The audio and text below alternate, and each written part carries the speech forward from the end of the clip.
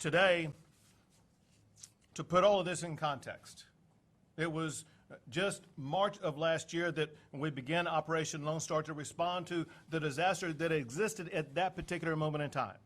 To respond to that with the help and support of the Texas legislature, I deployed 10,000 National Guard and DPS troopers to the southern border.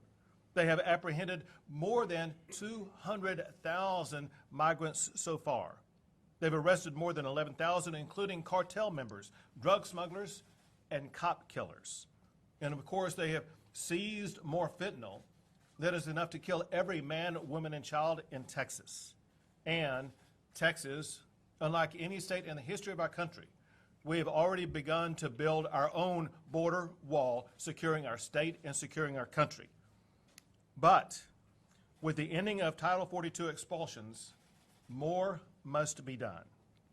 Today, I'm announcing a series of new strategies that will be added on to Operation Lone Star to curtail the flow of drug cartel smuggling and migrants and drugs. The first involves inspections.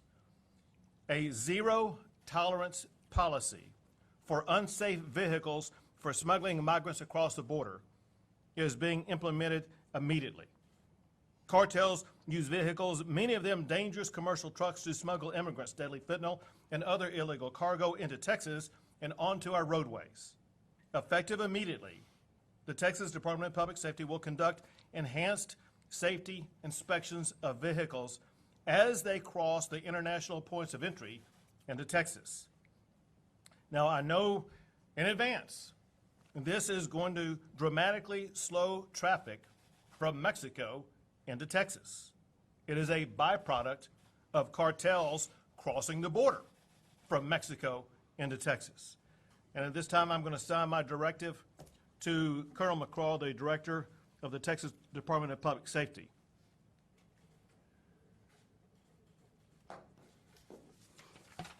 To get that project underway immediately for the zero tolerance and the inspections that will be taking place.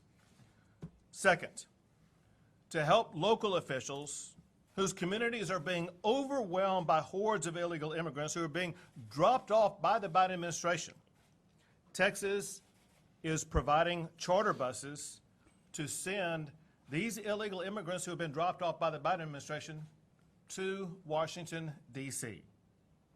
We are sending them to the United States Capitol, where the Biden administration will be able to more immediately address the needs of the people that they are allowing to come across our border. To get that going, I'm going to sign a letter to Chief Nim Kidd with the Texas Division of Emergency Management, who will be in charge of this operation.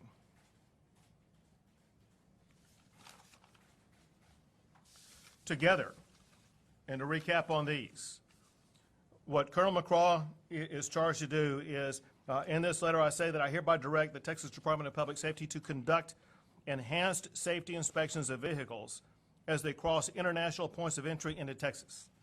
These inspections should begin to immediately help ensure that Texans are not endangered by unsafe vehicles and their unsafe drivers. And in the letter that I provided to Chief Nim Kidd concerning the transportation by bus of migrants to Washington, D.C., I say, I hereby direct the Texas Division of Emergency Management to begin coordinating the transportation of illegal aliens to Washington, D.C. The first location will be the steps of the United States Capitol.